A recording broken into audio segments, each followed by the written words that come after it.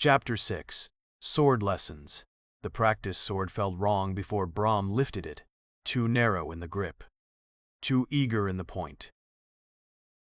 Balanced for a question his hands did not know how to ask. He turned it once, trying to find the weight, and the instructor sighed. As if Bram had insulted his ancestors. The order had come after breakfast, which was cruel. Breakfast had already been thin. Harker had watched Bram cross the yard with the axe over one shoulder and said, "If the boy insists on surviving, we should at least teach him to do it properly." Properly had meant the weapons rack. Properly had meant 3 recruits stepping aside to make room for him, and then leaning in to enjoy what came next. The axe had been taken from his hand and set on the rack like a dirty boot left outside a door. Bram had felt lighter without it, not freer. Less balanced. That was the first lesson no one meant to teach him. Without the axe, his hands did not know where to wait. At his sides they felt foolish. On the sword hilt they felt crowded. The practice yard suddenly seemed too wide and too watched, the rack behind him too far away. He had been separated from tools before, when climbing, when hauling with both hands, when carrying a child down a slope. But those were moments with a purpose. This felt like being told to leave his own name on the bench until someone approved a better one. "Not a hatchet," Lieutenant Var said. "Notice that." "And stop holding it like one." Bram loosened his fingers. The wooden practice blade dipped. Someone laughed. Behind him. Dane, probably. Or Cale Rusk, who never laughed loudly. Lesser nobles seemed to think amusement lost value if common people could hear it. Var circled Bram. "Sword work is line, measure, grace." Bram glanced at the churned yard underfoot. Mud over packed sand. Slippery near the left boundary. A crack in the practice blade 3 fingers above the guard. "Alder, Listening. your eyes are on the ground." My feet are on it. That earned laughter and not the warm kind. Var's face closed. Form 1. Bram copied the recruit opposite him. Guard up. Elbow in. Point. Toward the throat. It felt like pretending to be a fence post. When the other boy struck, Bram moved the way his body knew. Step off the line. Catch. Turn the weight. Punish the overreach. The sword did not catch. It slid. Bram's shoulder tried to fix the problem by adding force. The blade bent against the other practice sword with a wooden shriek, twisted and snapped near the crack he had already seen. The break was not dramatic. That made it worse. No. Heroic splintering. No great crack.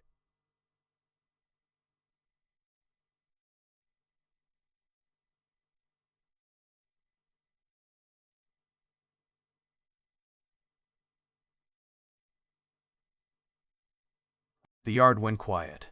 Half a blade dangled from Brom's hand. "That's one way to parry," Dane said weakly.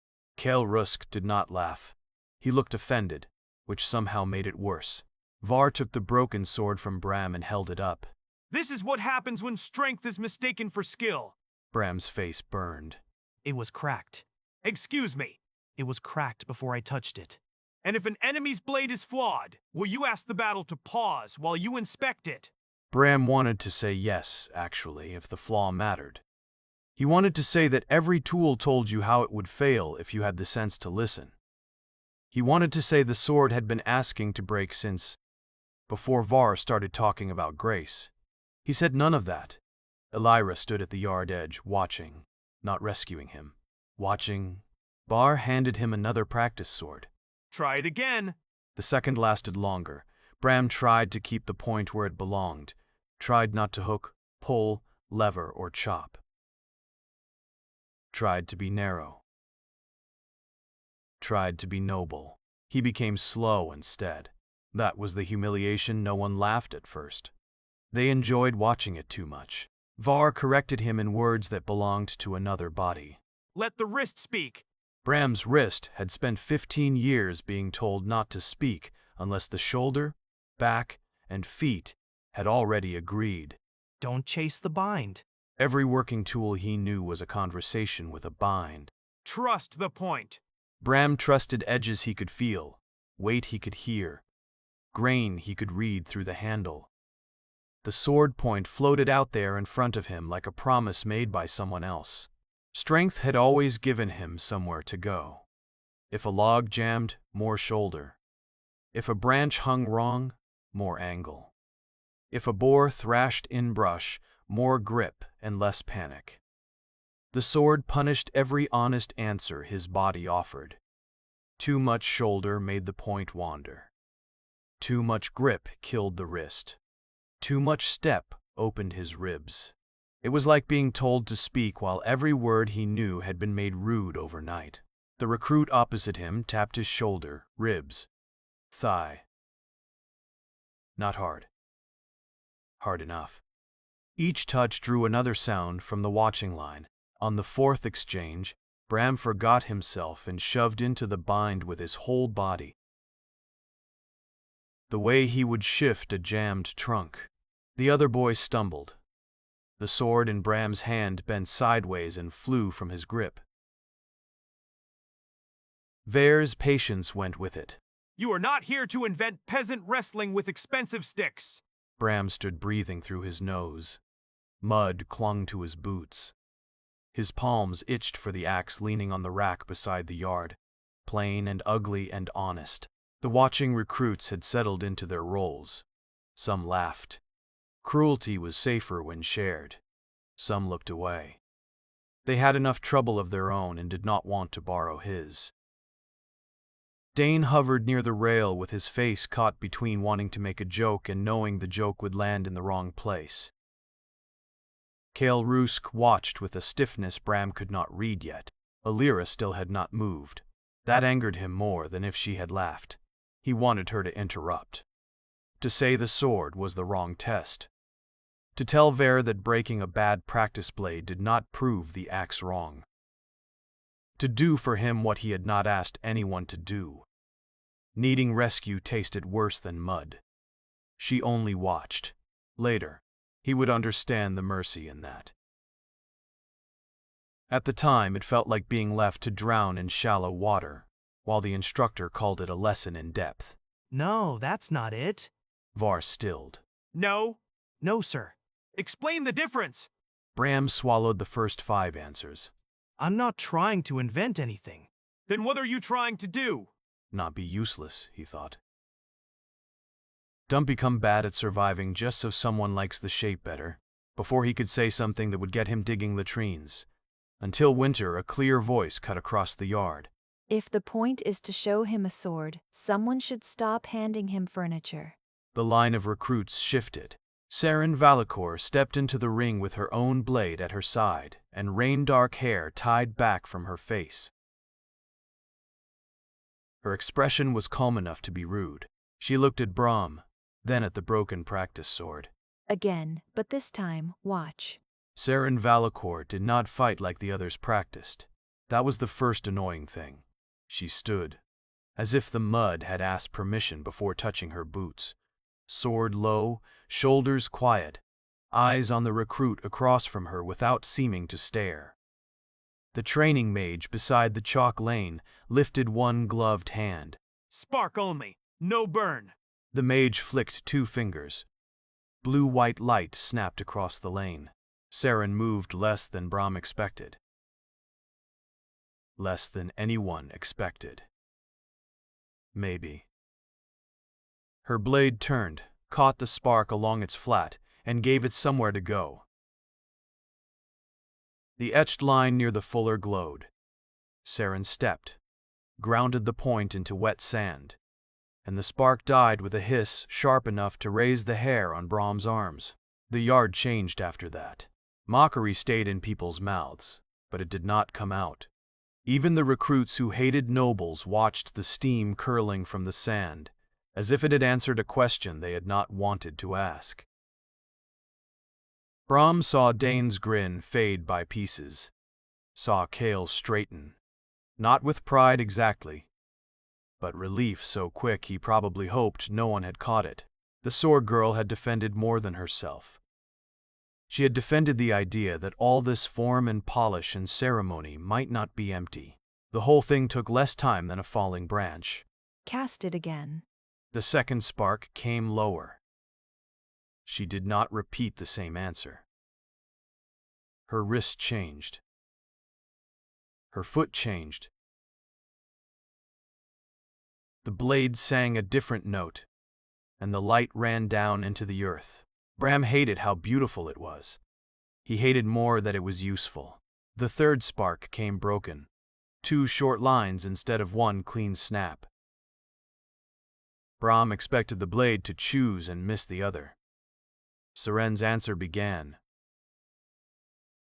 Before the light split, her first step closed the angle.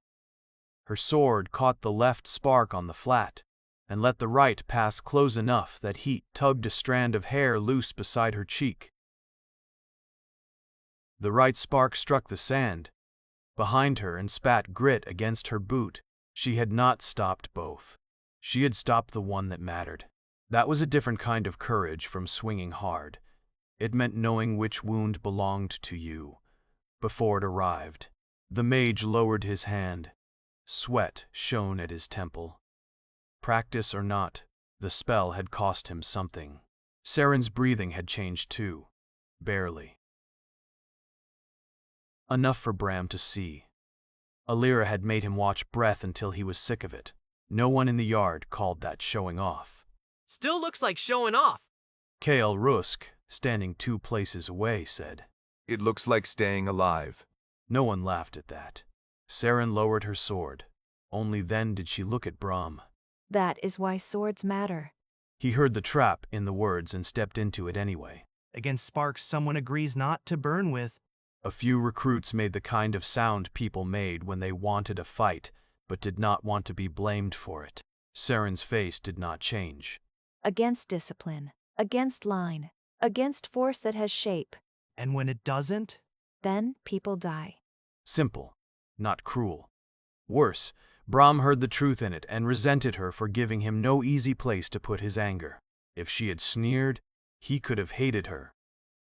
If she had been useless, he could have dismissed the whole yard as noble play. But Seren stood in wet sand with a sword that had just eaten lightning, and spoke as if death were a technical matter, not a story problem. Trees were kinder.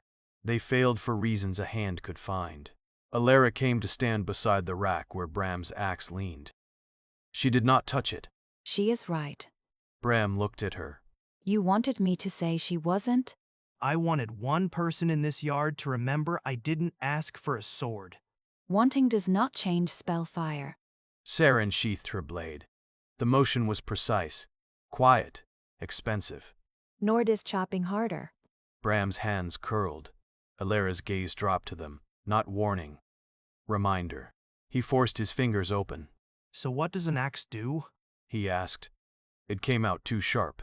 Stand there and admire the proper weapons? Alira picked up a broken practice sword from the mud. She held it like a stick, not a blade, and pressed it against the rack post. This wants to be a line. It lives forward and back. It keeps distance. She set the broken sword down and lifted Bram's axe by the haft. She did not swing it. She only turned it, letting the head's weight pull the air. This wants to change weight. Hook. Bite. Split. Drag. Stop something from being what it was. She touched the bearded lower edge with one finger. Here, it catches. Here, it lies if you overreach. Here, the haft tells you more than the head if your hands listen. A sword punishes wide promises. An axe punishes bad bargains with weight. Bram stared at her. No one in the army had talked about the axe as if it had parts worth naming. You sound like you know it. I know weapons. You fight with a sword. Yes, I fight with a sword. Why? Alira set the axe back in the rack carefully. Where I learned to fight, a sword let me stand between people and harm without needing room to swing. it can answer some spell lines. And here, it carries less meaning than an elf with a staff. Saren's gaze sharpened at that, but she said nothing. Less meaning, Bram thought. Not no meaning. Less. Even weapons had politics in this place. Bram watched the axe in her hands. It looked different, held by someone who did not despise it. That is not worse. It is worse if you pretend it is a sword. Saren's eyes narrowed, but she did not argue. Can it stop that? Bram nodded toward the spell lane. Alara set the axe back in the rack. Not yet. The answer should have discouraged him. Instead, it landed like a notch cut into timber. Small, deliberate. The beginning of a fall that had not happened yet. Then teach me what yet means. Alara looked at him for a long moment. First, learn not to tell everyone where your shoulder goes. Dane groaned from the line. Back to the shoulder. Back to the shoulder. This time, when the recruits laughed, Bram did not feel smaller. He felt measured. The word again became weather. Alara said it in rain, in mist, in the hard white cold. Before breakfast. Again when Bram's shoulder lifted. Again when his feet crossed too narrow. Again when he tried to solve every angle by adding strength. Until his arms shook and the axe head felt like it had been filled with stone. Again, again, again. By the 5th day, Bram hated the word less than he hated needing it. By the 7th, he knew the shape of her corrections. Before she spoke them. Shoulder meant stop lying with the body. Feet meant the ground had changed and he had not. Breath meant fear or pride had reached the hands. Again meant she still believed the mistake could be survived before battle made it permanent. That last one took longest to understand. The ditch path behind camp turned to black paste under their boots. His palms blistered. Split, hardened, then split in new places. Army work found fresh ways to be rude. Alara never praised him for the first correct movement of a drill. She only moved to the next flaw, which meant Bram began to understand that correction was not contempt. Contempt lost interest. Alara did not. Your shoulder rose again. I know. Then why did it rise? It missed you. Dane, sitting on a stump nearby with a sack of mending in his lap, grinned. Careful. If the shoulder gets sentimental, command will promote it before you. Your boot sole is on backward. Dane looked down in alarm. It was not. Bram smiled for the first time all morning. Alara gave Dane a look that made his grin behave. Do it again. The days stretched enough for camp to become unpleasantly familiar. Bram learned which cook watered stew when officers were not watching, which latrine trench flooded first, which noble cadets practiced where their families' men could see. He learned that Saren trained with the same precision whether watched or not. He learned that Sail Rusk vanished after evening ration twice a week. He also learned that Dane joked less when mending. The Joran counted supplies under his breath in threes when anxious. That Alara cleaned her sword before eating if the day's drill involved spell lanes, but after eating if it did not. That Marith could make an entire line of recruits stand straighter by saying nothing near them. Camp had not become home. It had become a place with patterns. That was more dangerous. Patterns could make a person care before he had agreed to. The worst pattern was evening. Morning had cold and orders. Midday had drills, shouting, and work enough to keep thought moving. Evening loosened the camp. Men returned to themselves in pieces, a laugh in the wash line. A song hummed under breath, a letter unfolded so many times the creases grew soft as cloth. Bram had not realized how much of soldiering happened after the weapons were put down. Boots were repaired by firelight. Blisters were lanced with needles passed through candle flame. Men traded buttons, lies, dried apple slices, rumors, and advice no one had asked for. The noble tents glowed warm under hearthstones while common fires fought smoke and damp like stubborn old men. Bram learned to set his axe where no one would trip on it, and where his hand could still find it in the dark. He learned Danes slept badly before patrol rosters were posted, and worse after. He learned Joran kept every scrap of string. Supply men believed shortage was a stalking animal. He learned Kale cleaned his sword before eating even when his hands shook from hunger, not from love of the sword, but from the need for one thing in camp: to obey him. Alira rarely joined the common fire. She sat close enough to hear, far enough that no one had to decide whether inviting her was kindness or risk. Sometimes Marith joined her, sometimes not. Bram noticed the empty space people left around both elves and noticed how quickly they denied leaving it if anyone looked at the shape too directly. One night, Dane tossed a half-burned stick onto the fire and said, too loudly, If Thorn can hear us from there, she's welcome to tell Alder his shoulder's up without walking over. The circle went still. Alira looked across the smoke. Bram's shoulder was, in fact, up. It is. Dane spread his good hand as if presenting a legal victory. Useful distance. The fire circle breathed again. Not comfortably, not fully, but enough. Alira did not come closer. She did not move farther away either. On the third time Bram followed. Not far. Not like a spy. Like someone checking a snare line that kept losing bait. Following people in camp was harder than following deer. Deer tried not to leave tracks. Soldiers left too many.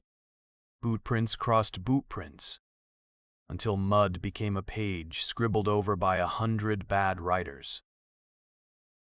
Bram found Kale's path anyway. Kale walked like a man refusing to be tired. Stride even when it should shorten. Heel controlled when the ground wanted a slip, stopping only where the shadows from tents made stopping look accidental. Bram knew that kind of pride. It was the kind that bled inside the boot rather than limp in public. He found Kale, behind the old quarry pit where rainwater had gathered green and still. Kale had hung a lantern from a broken post and marked a circle in the mud with his boot. He stood alone inside it, sword in hand, repeating a form so slowly it looked painful. Point, turn, draw, ground, again. His left arm trembled. He did not stop. You breathe too loud. Kale said without turning. Bram stepped from behind the stone. Everyone says that. Everyone is correct. Private noble magic? Private noble failure. That answer did not fit the shape Bram had prepared for him. Kale repeated the form. His wrist turned a fraction too early. He hissed through his teeth and started over from the beginning. Looks fine. Kale's laugh had no humor. Fine is what people say when a lesser house manages not to disgrace the room. Bram leaned on his axe. That's supposed to mean something? It means Valicourts may make errors and be called bold. Rusks make errors and become evidence that old families were right to stop inviting us. The rain tapped the quarry water. Bram thought of Harker saying clever for a woodcutter. Different words, same boot. So you practice until your arm falls off. Better my arm than my name. Names don't hold swords. Kale turned then, face sharp with exhaustion. No. They decide who is allowed to hold one in the first place. Bram had no quick answer. That annoyed him. Kale looked at the axe. You think I hate that for being common? Don't you? I hate that you can carry a tool badly and still have people call it authenticity. If I carry my sword badly, I carry every Rusk who failed before me. I don't carry it badly. Then stop lifting your shoulder. Bram stared. Kale looked away first. Bram took it as a truce. Temporary and probably deniable. The rain thickened between them. Bram had expected Kale's pride to be warm, an easy thing burning at the surface. Instead, it looked cold and hungry. The kind of pride that had been fed mostly on fear. Who watches? Kale's jaw tightened. What? You said old families. Who? People who know where my house used to sit at dinners. That's not an answer. It is if you understand dinners. I don't. Kale looked almost envious for one unguarded blink. Then keep that. Alara told you? Everyone with eyes knows. Dane doesn't. I said eyes. Bram laughed despite himself. Kale's mouth did not smile, but it loosened. Your fourth step pulls left. The noble stiffness returned. It does not. Mud says it does. Kale looked down at the circle. The fourth step mark was deeper on the left edge. He said nothing for so long Bram thought he had insulted him past repair. Then Kale reset his stance. Again then. Bram almost told him he sounded like Alara. He liked his face uncut, so he did not. The next morning, when Alara told Bram again, the word landed differently. Not softer. Never that. But less like proof that everyone else had already arrived at a place he could not reach. Everyone was failing in their own direction. That knowledge did not make drills easier. It made them less lonely. Bram lifted the axe. His shoulders stayed down until the last half of the turn. Alara tapped it with 2 fingers. That is better. It was the first time she had used the word. Dane looked up from his mending. Mark the day. The mountain has moved. Set your feet again. Bram sighed, set his feet, and raised the axe. Before resentment could get there first, the first squad drill with live terrain began with everyone lying. Ready. Ready. Kale said nothing, which was probably noble for not ready. Bram stood at the edge of the ditch, run with his axe in hand and Alara. Behind him, where he could feel her judging his shoulder by weather alone. Ver had set the drill along the supply ravine. A miserable slice of camp where carts had carved ruts through clay and rainwater gathered in brown pools deep enough to hide stones. The ravine had been chosen for its inconvenience, which meant it was honest. The flat yard taught men to move where flags told them. The ravine taught them that flags did not care about loose banks, drowned roots, wagon grease, or the way fear made a person put his foot exactly where every other frightened foot had already ruined the ground. Var had marked the far side with a red cloth tied around a supply pack. It looked simple. Cross. Retrieve. Return. Bram had learned to distrust simple things presented by officers. Before breakfast. Objective. Cross. Retrieve marked pack. Return without losing formation. Formation doesn't fit. Ver looked at him. Bram tried again. Sir, formation doesn't fit. Then perhaps formation should learn humility. Begin. They began badly. Dane went first, too eager to prove the broken sword jokes had not made him cautious. His boot hit a slick patch and shot sideways. Joran caught his collar with one hand and nearly dropped the marker flag with the other. You're welcome. I was testing rescue speed. Your dedication to science frightens me. As it should. The rest of the squad discovered different ways to be terrible. One recruit tried to keep his boots clean and therefore stepped only on high ground, which worked, until everyone behind him needed the same high ground at the same time. Another kept his sword raised like a painting of a soldier and nearly took Dane's ear off when his foot sank. Joran, who had been told to treat the supply pack as vital dispatches, protected it so thoroughly that he forgot his own body was also military property and walked shoulder first into a hanging root. Ver's whistle became the most hated sound in camp. It meant stop. It meant dead. It meant begin again while the mud still remembered where you had failed. The pack is dead. Var said after Joran fell. Joran lifted his head from the ditch. The pack is above water. You are not. I object to being considered part of the pack's condition. Dead supply handler. Joran spat mud. Harsh but legally elegant. Bram laughed, then slipped on the next step. Laughing changed his weight. The whistle cut. Dead axe. Dane bent double. Can we mourn it? Dead archer. Dane straightened immediately. I object to shared consequences. Dead objections. Even Alira looked faintly satisfied at that. By the time they reached the far side for the first full attempt, no one had died in Ver's imagination fewer than 3 times. Bram's legs burned from stopping himself before every wrong move. That was harder than moving. He had spent his life reacting to ground. Ground punished hesitation.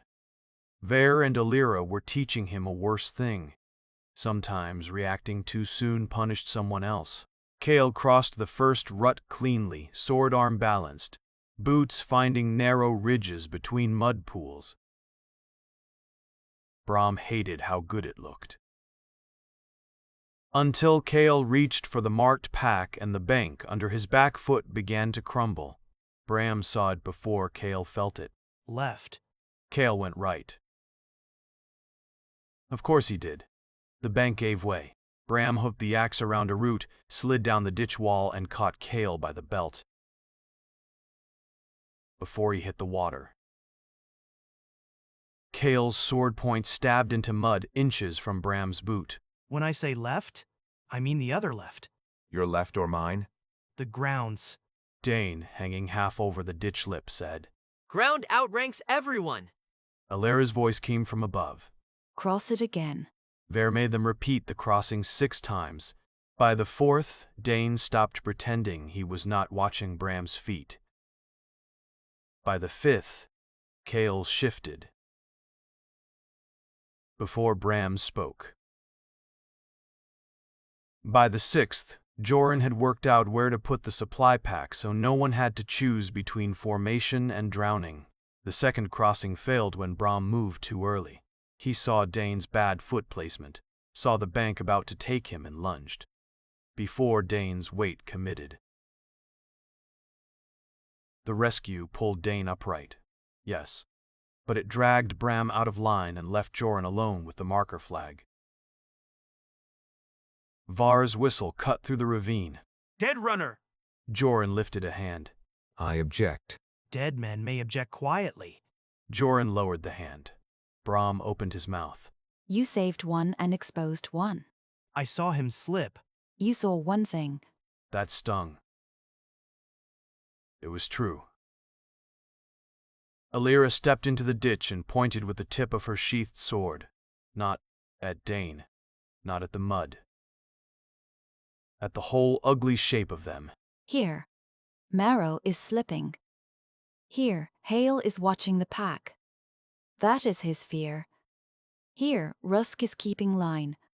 That is his training. Here, you move. Your hands hate waiting. All 4 are true. Only one of them reached your eyes. Bram wanted to argue that eyes were not meant to split into 4. He did not. Alira would probably make him practice that too.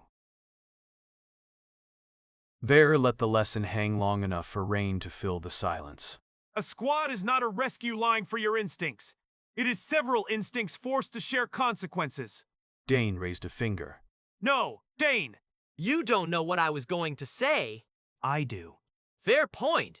The third crossing failed when KL ignored Bram's warning. Until the ground proved it. The fourth nearly failed when Dane trusted Bram too much and stopped reading for himself. Var made them stand in the rain after that while he explained, with impressive coldness, that a squad was not one clever boy dragging fools through mud. Ifalder sees ground, and Morrow sees men, and Hale sees supplies, and Rusk sees line. Then perhaps together you may briefly resemble soldiers. Briefly, high praise. But on the fifth crossing, Dane called a loose patch. Before Bram did, Joran shifted the pack uphill without being told. Kale took the step Bram would have asked for and held it long enough for the others to pass. It was not smooth. Smooth would have been suspicious. It was ugly. It worked.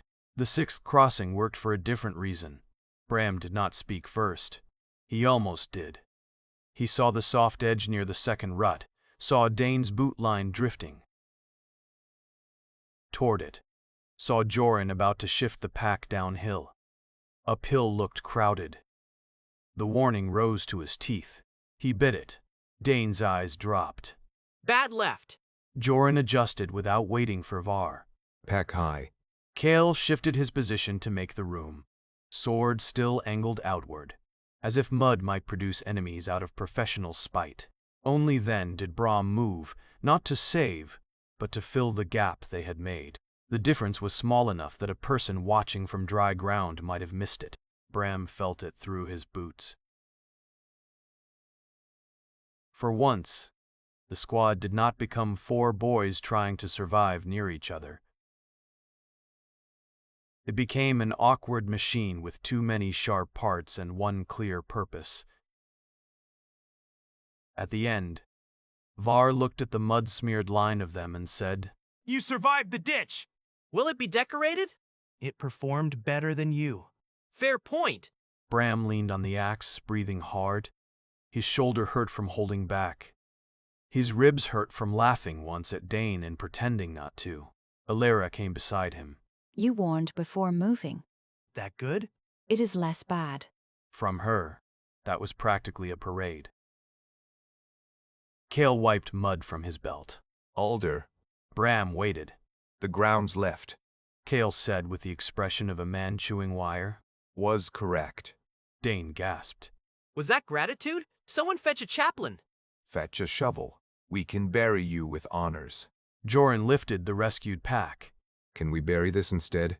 It has lived a full tactical life. They were not friends. Not yet. But, when Ver ordered them back through the ditch one final time,